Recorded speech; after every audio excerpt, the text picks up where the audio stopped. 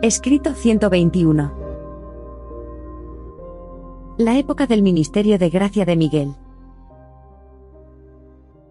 Soy el ser intermedio secundario, adscrito con anterioridad al apóstol Andrés. Actúo bajo la supervisión de una comisión de 12 miembros de la Hermandad de los Seres Intermedios Unidos de Urantia, auspiciada conjuntamente por el presidente de nuestra orden y el Melquisedec designado. Estoy facultado para dejar constancia de la narración de los hechos de la vida de Jesús de Nazaret, tal como mi orden de criaturas de la tierra los observó, y el ser humano bajo mi custodia temporal en parte los relató. Sabiendo cómo su maestro había sido particularmente cuidadoso en evitar dejar testimonios escritos tras él, Andrés se negó categóricamente a que se multiplicasen las copias de su narrativa escrita. Una actitud idéntica por parte de los otros apóstoles de Jesús, demoró de manera considerable la redacción de los evangelios.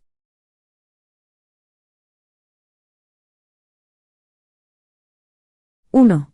Occidente en el siglo I después de Cristo. Jesús no vino a este mundo en una era de decadencia espiritual. En el momento de su nacimiento, Urantia estaba experimentando un resurgimiento del pensamiento espiritual y de la vida religiosa, nunca antes experimentado ni durante todo el periodo posadánico que le precedió, ni durante el que le siguió desde entonces. Cuando Miguel se encarnó en Urantia, en el mundo se daban las más ventajosas condiciones para el desarrollo del ministerio de gracia del Hijo Creador que hubieran imperado ni hasta ese momento ni desde entonces. En los siglos inmediatamente anteriores a esta época, la cultura y la lengua griega se habían difundido por el Occidente y el Oriente Próximo, y los judíos, al ser una raza levantina de naturaleza en parte occidental y en parte oriental, estaban excepcionalmente dotados para servirse de ese contexto cultural y lingüístico, al objeto de la adecuada difusión de una nueva religión, tanto hacia el este como hacia el oeste. Estas circunstancias, muy favorables, se vieron beneficiadas además por la política tolerante de los romanos en el mundo mediterráneo. Toda esta combinación de influencias a escala mundial, queda bien ilustrada en la labor de Pablo que, siendo un hebreo entre los hebreos por su bagaje religioso y un ciudadano romano, predicó el evangelio de un Mesías judío en lengua griega. Nada equiparable a la civilización de los tiempos de Jesús se ha visto en Occidente ni con anterioridad a aquellos días, ni desde entonces. La civilización europea se unificó y coordinó bajo un triple y extraordinario influjo. 1. El sistema político y social romano. 2. La cultura y la lengua griega, y hasta cierto punto, su filosofía. 3. La rápida propagación de las enseñanzas religiosas y morales judías. Cuando nació Jesús, todo el entorno del Mediterráneo era un imperio unificado. Por primera vez en la historia del mundo, había buenas carreteras que conectaban entre sí muchos centros principales. Los mares estaban libres de piratas, y era un gran momento para el rápido desarrollo del comercio y los viajes. Europa no volvió a gozar de un período así hasta el siglo XIX después de Cristo. A pesar de la paz interna, y de la prosperidad aparente del mundo greco-romano, la mayoría de los habitantes del imperio, se consumía en la miseria y en la pobreza. La reducida clase alta era rica, pero la gente ordinaria de la humanidad, pertenecía a una clase baja desdichada y empobrecida. En aquellos días, no existía una clase media feliz y próspera, esta acababa de hacer su aparición en la sociedad romana. Las primeras luchas entre los estados romano y parto, ambos en expansión, habían concluido en el entonces reciente pasado, dejando a Siria en manos de los romanos. En los tiempos de Jesús, Palestina y Siria gozaban de un período de prosperidad, de paz relativa y de amplias relaciones comerciales con los territorios, tanto los situados al este como al oeste.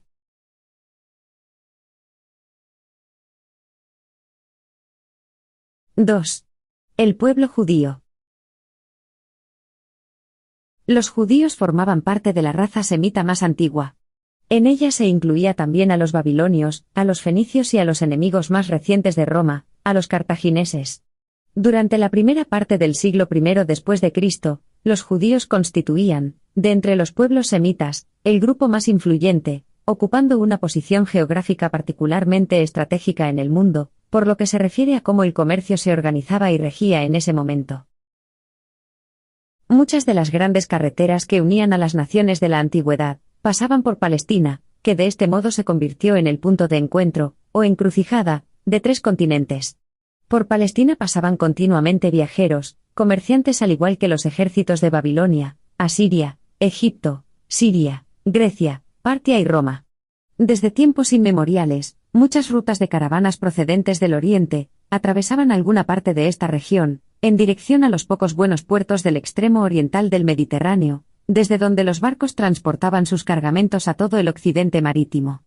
Más de la mitad de este comercio de caravanas cruzaba la pequeña ciudad de Nazaret de Galilea. Aunque Palestina fue el germen de la cultura religiosa judía y la cuna del cristianismo, los judíos se repartieron por el mundo, vivían en muchos países distintos y comerciaban en todas las provincias de los estados romano y parto. Grecia aportó el idioma y la cultura, Roma construyó las carreteras y unificó un imperio, pero la dispersión de los judíos, con sus más de 200 sinagogas, y comunidades religiosas bien organizadas y diseminadas por todas partes del mundo romano, facilitó la creación de centros culturales en los que se dio acogida por primera vez al nuevo Evangelio del Reino de los Cielos, que de aquí se propagó seguidamente a las regiones más distantes del mundo. Cada sinagoga hebrea toleraba a un grupo marginal de creyentes gentiles, de hombres devotos o temerosos de Dios, y fue en este grupo de prosélitos donde Pablo hizo la mayor parte de sus primeros conversos al cristianismo. Incluso el templo de Jerusalén disponía de un patio ornamentado para los gentiles.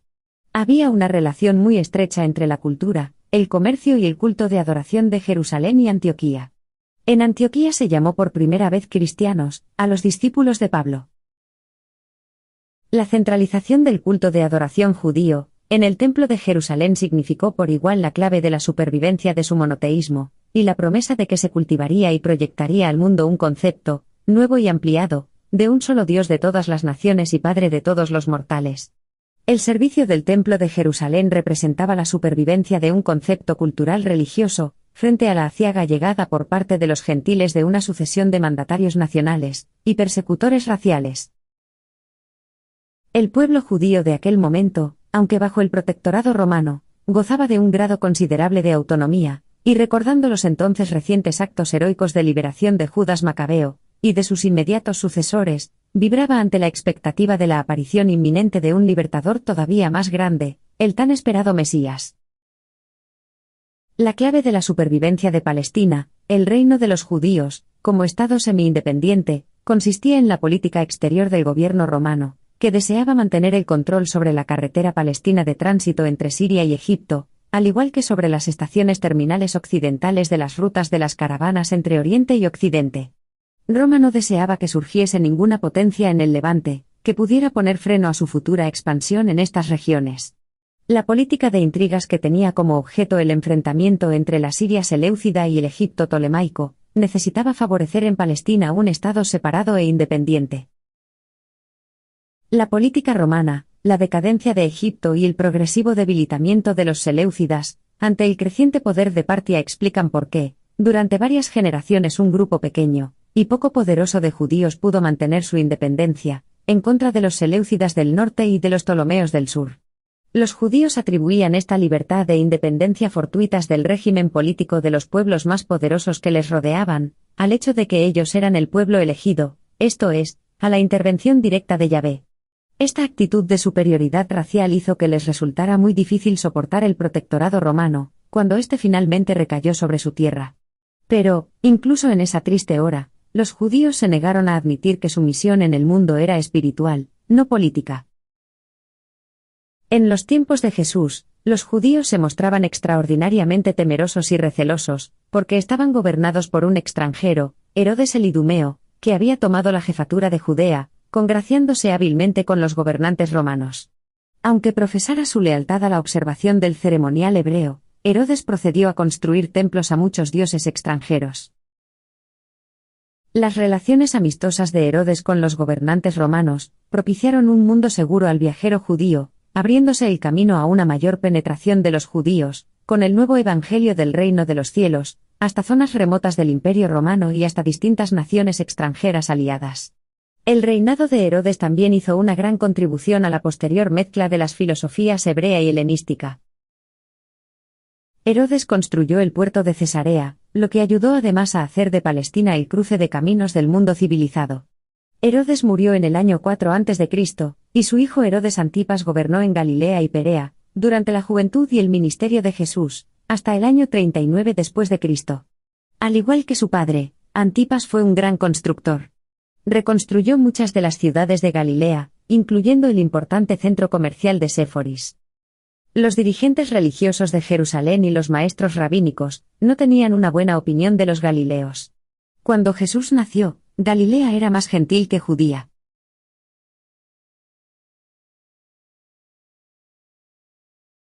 3. Entre los gentiles. Aunque las condiciones sociales y económicas del Estado romano no eran de un orden muy elevado, la paz y la prosperidad internas, ampliamente generalizadas, fueron propicias para el ministerio de gracia de Miguel. En el siglo I después de Cristo, la sociedad del mundo mediterráneo estaba compuesta de estratos bien definidos. 1. La aristocracia. Las clases altas con dinero y poder oficial, los grupos privilegiados y gobernantes. 2.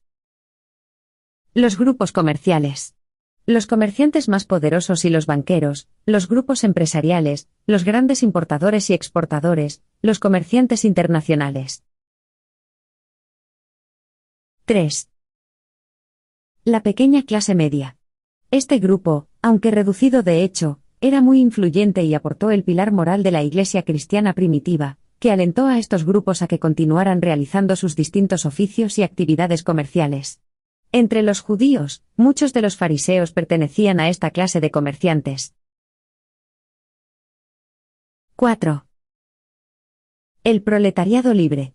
Este grupo tenía poco o ningún estatus social. Aunque orgullosos de su libertad, tenían una posición de desventaja porque estaban forzados a competir por el trabajo con los esclavos.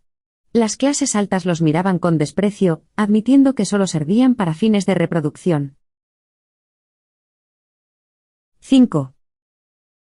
Los esclavos. La mitad de la población del Estado romano estaba compuesta por esclavos, muchos de ellos sobresalían por su talento, y se abrían camino rápidamente en el proletariado libre, e incluso entre los comerciantes. En su mayor parte eran personas corrientes o muy pobremente dotadas. Las conquistas militares de los romanos se caracterizaban por esclavizar a personas de valía. El poder de los amos sobre sus esclavos era ilimitado. La Iglesia cristiana primitiva se componía en gran parte de estos esclavos y de las clases bajas. Los esclavos de mayor valía solían recibir sueldos que ahorraban para comprar su libertad. Muchos de estos esclavos emancipados accedían a puestos importantes en el Estado, en la Iglesia y en el mundo del comercio. Fue precisamente este motivo el que llevó a la Iglesia cristiana primitiva a ser tan tolerante con esta forma moderada de esclavitud. En el Imperio Romano del siglo I después de Cristo, no había problemas sociales generalizados. La mayoría de la población se veía a sí misma como parte del grupo en el que le había tocado nacer.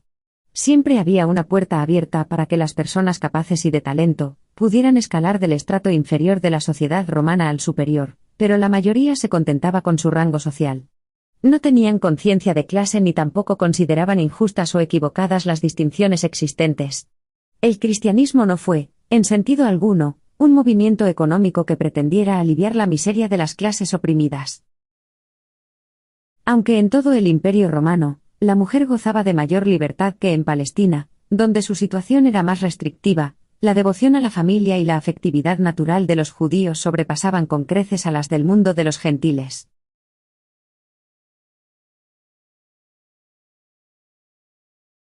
¡4! La filosofía de los gentiles. Desde un punto de vista moral, los gentiles eran algo inferiores a los judíos, pero había, en los corazones de los más nobles, terreno abundante para la bondad natural, y un potencial de afecto humano que hacía posible que la semilla del cristianismo germinara, y produjera una abundante cosecha de caracteres morales y de logro espiritual. En aquel momento, el mundo de los gentiles estaba dominado por 4 grandes filosofías, todas ellas derivadas en mayor o menor grado del más temprano platonismo de los griegos. Estas escuelas filosóficas eran las siguientes. 1. La epicúrea. Esta escuela de pensamiento estaba dedicada a la búsqueda de la felicidad. Los mejores epicúreos no eran dados a excesos sensuales. Esta doctrina contribuyó, al menos, a la liberación de los romanos de una forma más nefasta de fatalismo, enseñaba que los hombres podían hacer algo para mejorar su estatus en la tierra. Combatía con eficacia las supersticiones nacidas de la ignorancia. 2. La estoica. El estoicismo era la filosofía superior de las clases más elevadas. Los estoicos creían que toda la naturaleza estaba regida por una razón hado. Enseñaban que el alma del hombre era divina, que estaba recluida en un cuerpo maligno de naturaleza física. El alma del hombre alcanzaba la libertad viviendo en armonía con la naturaleza, con Dios, así pues, la virtud era su propia recompensa. El estoicismo ascendió hasta una moral sublime, hasta unos ideales jamás trascendidos por ningún otro sistema de filosofía puramente humano. Aunque los estoicos profesaban ser descendientes de Dios, no lograron conocerlo, y por lo tanto, no lograron encontrarlo. El estoicismo siguió siendo una filosofía, nunca se convirtió en una religión. Sus seguidores trataron de sintonizar su mente con la armonía de la mente universal, pero no lograron verse a sí mismos como hijos de un Padre amoroso. Pablo mostró su gran preferencia por el estoicismo cuando escribió: «He aprendido a contentarme, cualquiera que sea mi situación». 3. La cínica. Aunque los cínicos trazaban el origen de su filosofía hasta Diógenes de Atenas, una gran parte de su doctrina estaba basada en restos de las enseñanzas de Maquiventa Melquisedec. El cinismo había sido anteriormente más una religión que una filosofía. Al menos los cínicos democratizaron su filosofía religiosa. En los campos y en los mercados, los cínicos pregonaban continuamente su doctrina de que el hombre podría salvarse a sí mismo si lo quería. Predicaban la sencillez y la virtud, e instaban a los hombres a enfrentarse a la muerte con valentía. Estos sacerdotes cínicos itinerantes hicieron mucho por preparar al pueblo, hambriento espiritualmente, para los misioneros cristianos que llegarían más tarde. Su plan de predicación popular seguía bastante al de las epístolas de Pablo en cuanto a su estructura y estilo. 4. La escéptica. El escepticismo afirmaba que el conocimiento era falaz, y que la convicción y la certeza eran imposibles. Se trataba de una actitud puramente negativa y nunca llegó a extenderse demasiado. Todas estas filosofías eran semirreligiosas, a menudo eran motivadoras, éticas y ennoblecederas, pero en general estaban muy lejos del alcance de la gente común. Con la posible excepción del cinismo, eran filosofías para el fuerte y el sabio, y no religiones de salvación, ni incluso para los pobres y los débiles.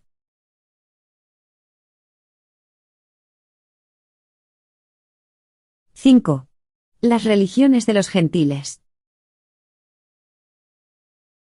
Durante todas las eras anteriores, la religión había sido principalmente un asunto de la tribu o de la nación, pocas veces un tema de preocupación individual. Los dioses eran tribales o nacionales, nunca personales.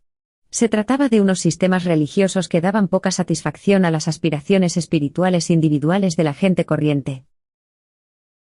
En los tiempos de Jesús, en las religiones de Occidente se incluían: 1. Los cultos paganos. Combinaban la mitología helénica y latina, el patriotismo y la tradición.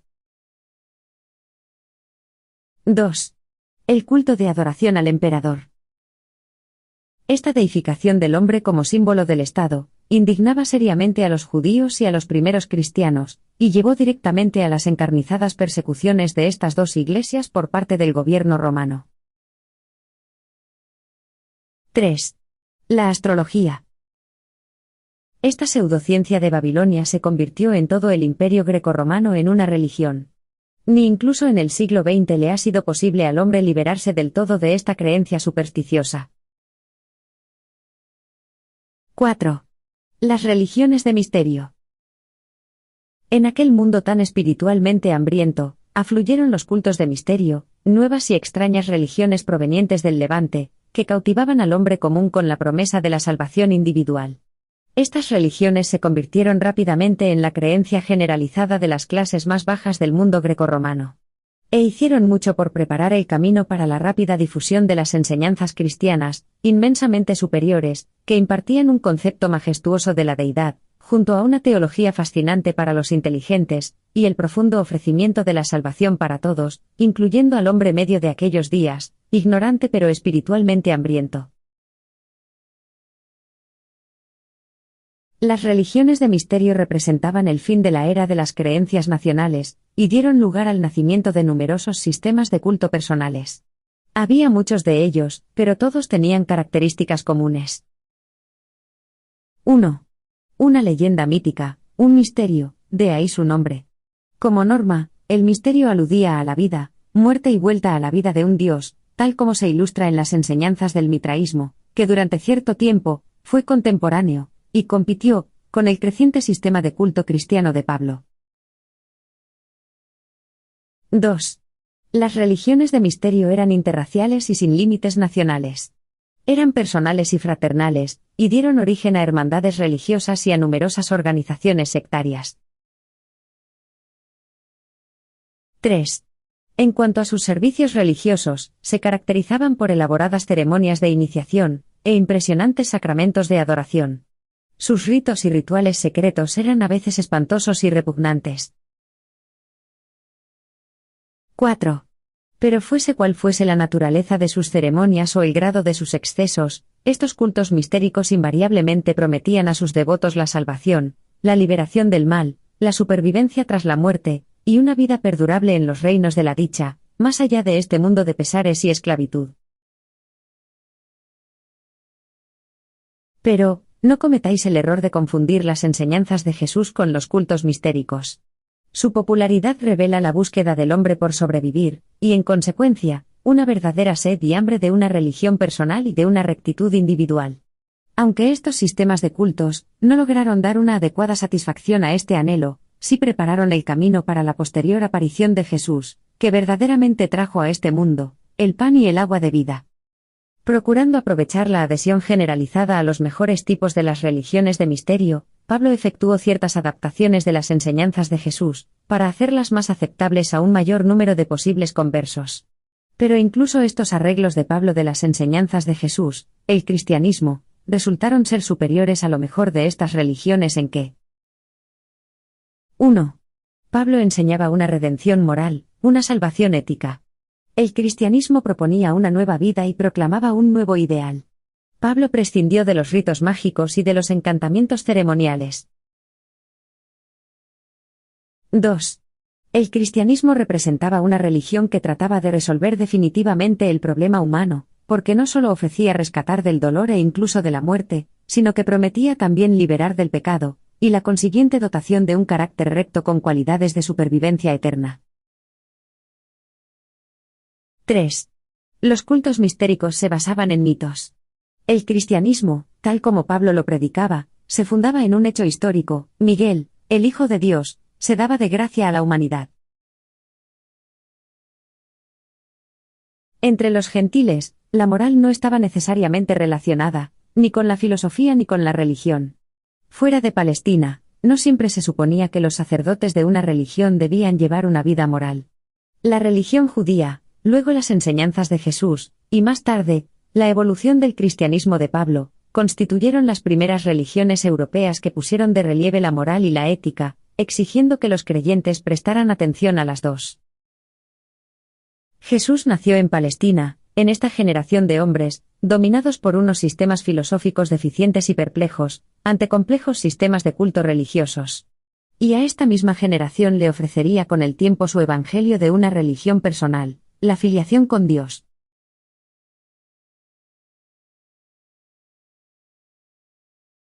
¡6! La religión hebrea. Hacia finales del siglo I a.C., el pensamiento religioso de Jerusalén se vio enormemente influenciado, y en cierta manera, modificado, por las enseñanzas culturales griegas, e incluso por la filosofía griega. En la larga disputa entre las perspectivas de las escuelas oriental y occidental de pensamiento hebreo, Jerusalén y el resto de Occidente, así como el Levante adoptaron, en general, el punto de vista occidental judío, o el helenístico modificado. En la Palestina de los tiempos de Jesús imperaban 3 idiomas: la gente corriente hablaba algún dialecto del arameo, los sacerdotes y rabinos hablaban hebreo, las clases educadas y los estratos más altos de la población judía Hablaban griego por lo general. La pronta traducción en Alejandría de las escrituras hebreas al griego fue, en buena medida, responsable del posterior predominio de la corriente griega en la cultura y la teología judías. En esta misma lengua no tardarían en aparecer los escritos de los maestros cristianos. El renacimiento del judaísmo data de la traducción griega de las escrituras hebreas. Esta influencia fue crucial y determinó que el sistema de culto cristiano de Pablo derivase más tarde hacia el oeste en lugar de hacerlo hacia el este. Aunque las enseñanzas de los epicúreos habían influenciado muy escasamente las creencias judías helenizadas, la filosofía de Platón y las doctrinas de la abnegación de los estoicos sí lo habían hecho, y en un grado muy considerable. El gran avance del estoicismo se ejemplifica en el cuarto libro de los Macabeos. El influjo tanto de la filosofía platónica como de las doctrinas estoicas se ilustra en la sabiduría de Salomón. Los judíos helenizados interpretaban las escrituras hebreas de una forma tan alegórica que no encontraron dificultad en hacer conformar la teología hebrea con su reverenciada filosofía de Aristóteles. Si bien, todo esto llevó a una nefasta confusión hasta que Filón de Alejandría se hizo cargo de la problemática, armonizando y sistematizando la filosofía griega y la teología hebrea en un sistema sólido y bastante coherente de creencias y prácticas religiosas. Y más tarde, fueron estas enseñanzas que combinaban la filosofía griega y la teología hebrea, las que predominaban en Palestina cuando Jesús vivía e impartía sus enseñanzas, y serían las que servirían a Pablo como base, para edificar su más avanzado y preclaro sistema de culto del cristianismo. Filón fue un gran maestro. Desde Moisés no había existido un hombre que ejerciera una influencia tan profunda sobre el pensamiento ético y religioso del mundo occidental. Ha habido 7 excelentes maestros humanos que se prestaron a combinar los mejores elementos de los sistemas coetáneos de enseñanzas éticas y religiosas: Setart, Moisés, Zoroastro, Lao Tse, Buda, Filón y Pablo. Aunque no todas, Pablo identificó muchas de las incoherencias en las que había incurrido Filón, en su intento de combinar la filosofía mística griega y las doctrinas estoicas romanas con la teología legalista de los hebreos, y las supo eliminar de los fundamentos de su teología precristiana. Filón abrió el camino para que Pablo pudiera restaurar en mayor plenitud el concepto de la Trinidad del paraíso, que había estado por mucho tiempo latente en la teología judía. En una única cuestión, Pablo no estuvo a la altura de Filón, o no superó las enseñanzas de este judío rico y educado de Alejandría, y fue en la doctrina de la expiación. Filón educaba en la idea de la liberación de una doctrina del perdón, únicamente basada en el derramamiento de sangre. Es posible que Filón también vislumbrara la realidad y la presencia de los modeladores del pensamiento con mayor claridad que Pablo. Pero la teoría de Pablo del pecado original, las doctrinas de la culpa hereditaria y del mal innato y su redención, era de origen parcialmente mitraico, y tenía poco en común con la teología hebrea, con la filosofía de Filón o con las enseñanzas de Jesús. Algunas facetas de las enseñanzas de Pablo en relación al pecado original y a la expiación eran suyas originales. El Evangelio de Juan, la última de las narraciones sobre la vida terrena de Jesús, se dirigía a los pueblos occidentales y presenta su relato, teniendo en cuenta el punto de vista de los cristianos alejandrinos posteriores, también seguidores de las enseñanzas de Filón. Aproximadamente en la época de Cristo, ocurrió en Alejandría un extraño cambio de actitud hacia los judíos, y desde este anterior baluarte judío, se propagó una virulenta ola de persecuciones que se extendió incluso hasta Roma, de donde miles de ellos fueron deportados. Pero esta campaña que daba una imagen falsa de los judíos fue breve. Muy pronto el gobierno imperial restableció por completo, en todo el imperio, las libertades que se les había truncado. Por todo el amplio mundo, donde fuese que se encontraran los judíos dispersos por el comercio o por las persecuciones, todos perseveraban en mantener sus corazones centrados en el templo sagrado de Jerusalén. La teología judía sobrevivió realmente tal como se había interpretado y practicado en Jerusalén, a pesar de haber sido rescatada varias veces del olvido por la oportuna intervención de algunos maestros de Babilonia.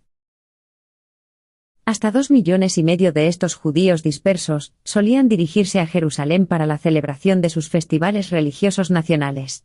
Y, al margen de las diferencias teológicas o filosóficas entre los judíos orientales, de Babilonia, y los occidentales, helénicos, todos coincidían en considerar a Jerusalén como el centro de su culto de adoración, y de su anhelada espera de la llegada del Mesías.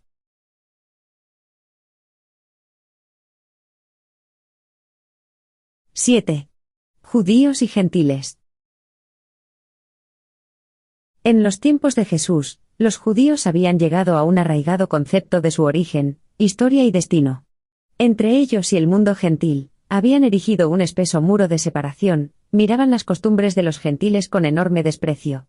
Adoraban la letra de la ley, y se complacían en una forma de santurronería, basada en el vano orgullo de su línea de descendencia.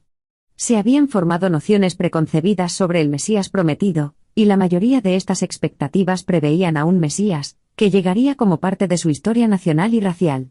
Para los hebreos de aquellos días, la teología judía estaba irrevocablemente determinada, fijada para siempre. Las enseñanzas y las prácticas de Jesús en relación a la tolerancia y a la bondad, contravenían la actitud que, desde tiempo inmemoriales, tenían los judíos hacia otros pueblos a los que consideraban paganos. Durante generaciones, los judíos habían cultivado una actitud hacia el mundo exterior que les hacía imposible aceptar las enseñanzas del Maestro sobre la fraternidad espiritual del hombre. No estaban dispuestos a compartir a Yahvé en términos de igualdad con los gentiles, y eran igualmente contrarios a aceptar como el Hijo de Dios a quien enseñaba unas doctrinas tan nuevas y extrañas.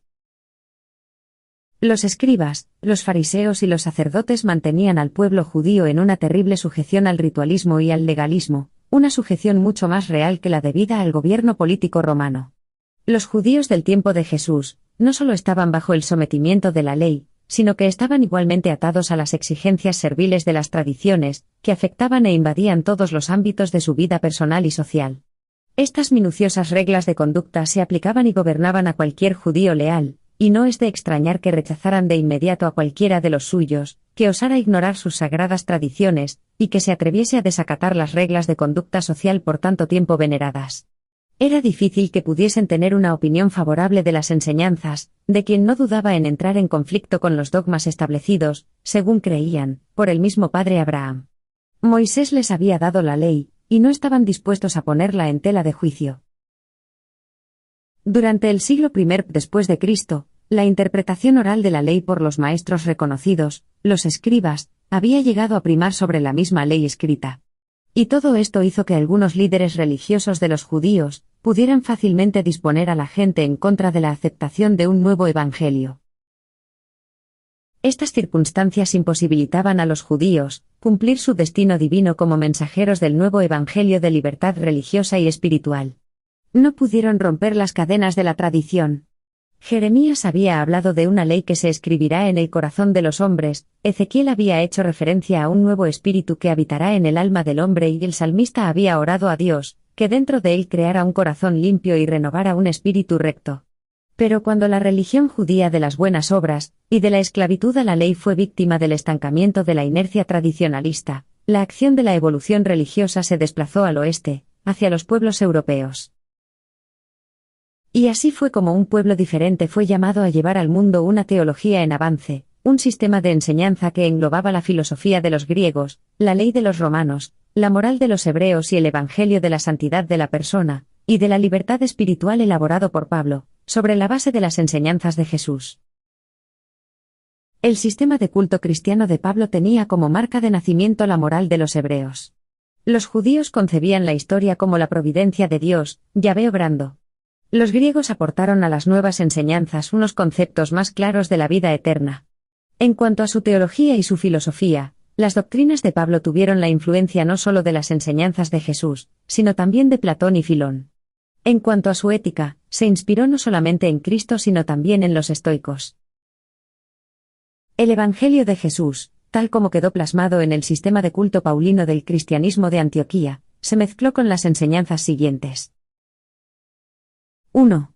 El razonamiento filosófico de los prosélitos griegos del judaísmo, incluyendo algunos de sus conceptos sobre la vida eterna. 2.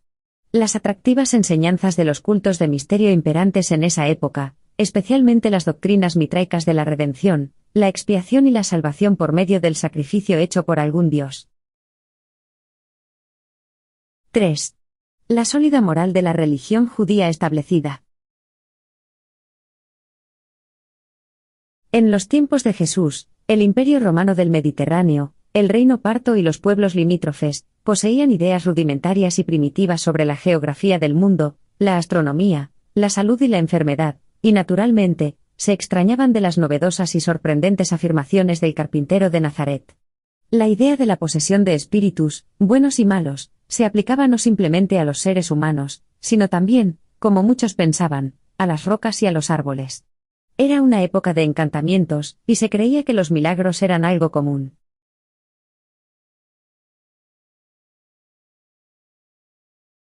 8. Registros escritos anteriores.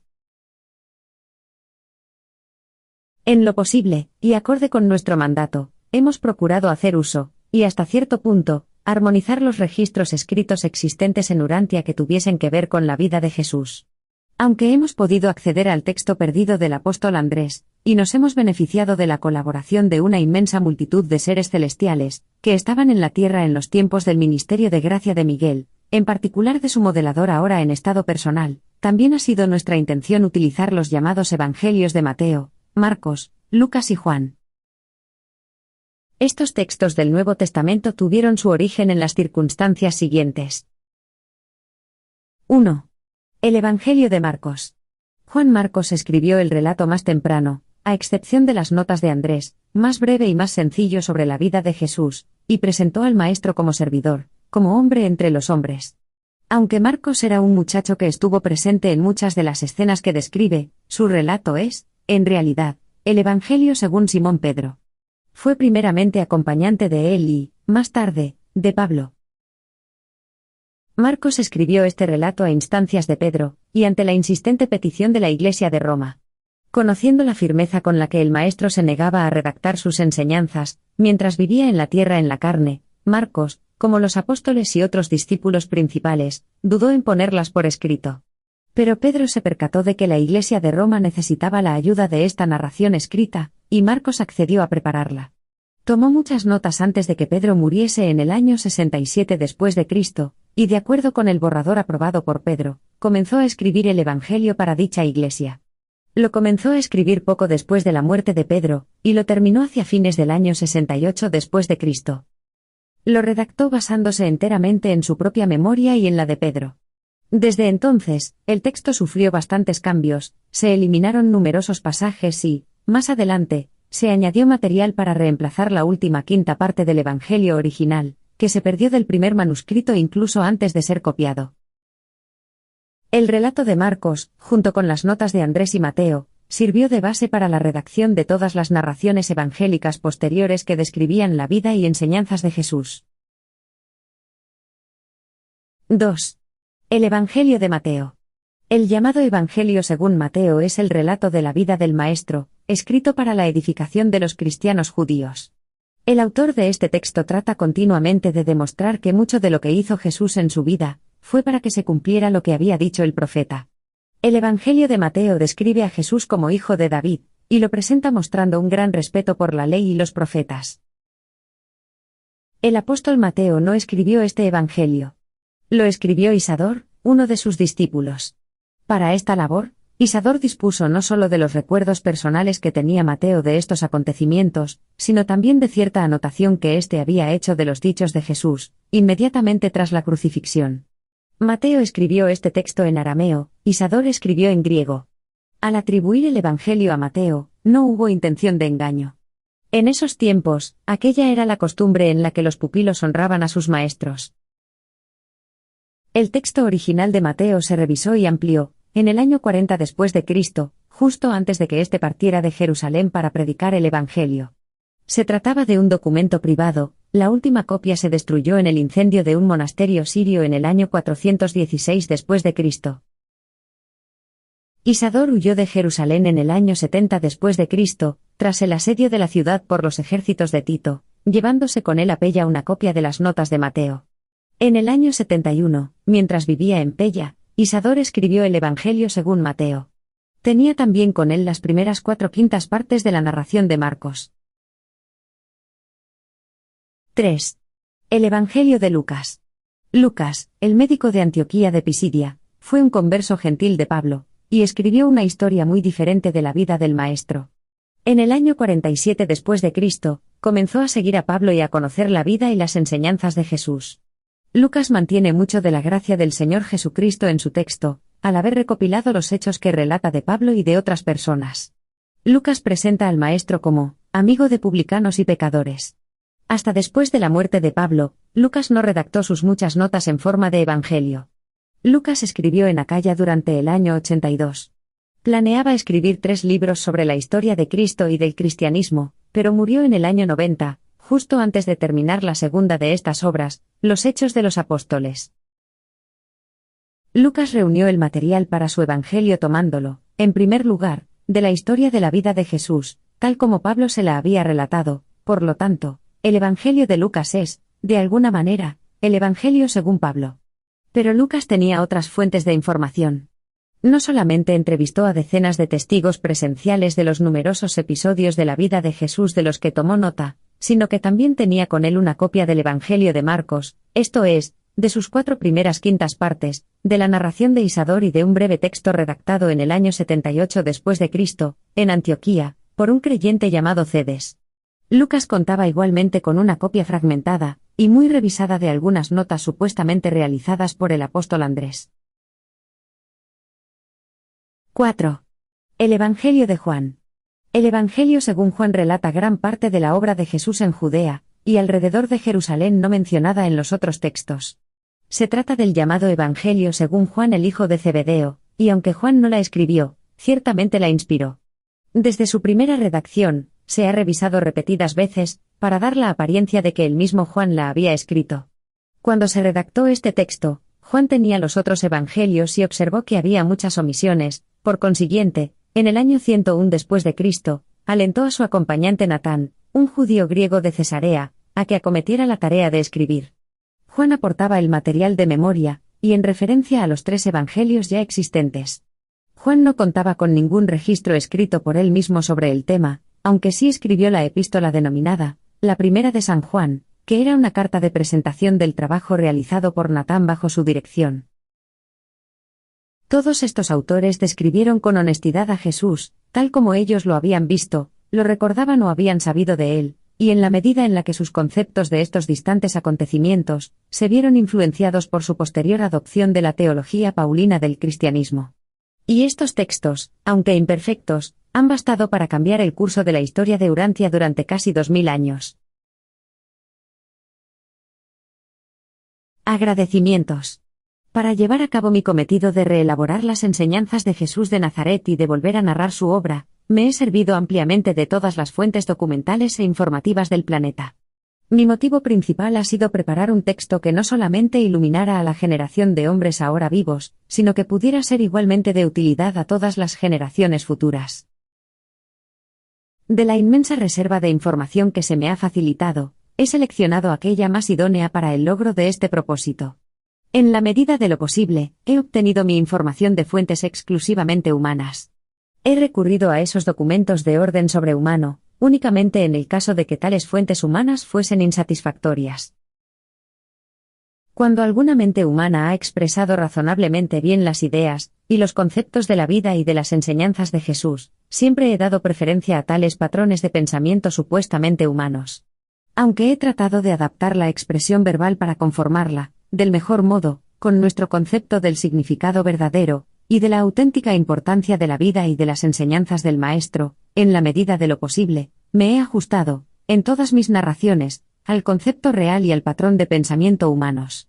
Sé bien que esos conceptos que han tenido origen en la mente humana, resultarán más viables y provechosos para las demás mentes humanas. Cuando no he podido encontrar los conceptos necesarios en textos o expresiones humanas, he recurrido entonces a la memoria de mi propia orden de criaturas terrenas, los seres intermedios. Y, cuando esta fuente secundaria de información se ha mostrado insuficiente, he acudido sin vacilar a fuentes de información extraplanetarias. Las notas que he reunido, y que me han servido para preparar este relato de la vida y las enseñanzas de Jesús, aparte de la memoria del texto del apóstol Andrés, contienen joyas del pensamiento y conceptos superiores de las enseñanzas de Jesús, recogidos de más de 2000 seres humanos, que vivieron en la tierra desde los tiempos de Jesús hasta el momento de la composición de estas revelaciones, o más exactamente, de su reelaboración. El permiso de revelación solo se ha utilizado cuando el registro y los conceptos humanos no proveían un patrón de pensamiento satisfactorio. Mi cometido en cuanto a la revelación me prohíbe recurrir a fuentes extrahumanas de información o de expresión, en tanto no pueda atestiguar que mi empeño por encontrar la expresión conceptual necesaria, en base a fuentes exclusivamente humanas, han resultado infructuosos. Aunque yo, con la colaboración de 11 seres intermedios, compañeros y colaboradores míos, y bajo la supervisión del Melquisedec asignado, he compuesto este relato de acuerdo con mi idea de su más adecuada disposición, y en respuesta a mi elección, por su inmediatez, de alguna expresión, no obstante, la mayoría de las ideas e incluso algunas de las adecuadas expresiones que he utilizado, se originaron en la mente de los hombres de muchas razas que han vivido en la Tierra durante las generaciones transcurridas, y que siguen viviendo en el momento de la realización de esta labor. En muchos aspectos, he servido más de recopilador y revisor, que realmente de narrador. Sin vacilación, he hecho uso de las ideas y conceptos, preferiblemente humanos, que me permitieran crear el retrato más adecuado de la vida de Jesús, y me facultaran para reelaborar sus inigualables enseñanzas, usando el modo de expresión más especialmente provechoso y universalmente significativo.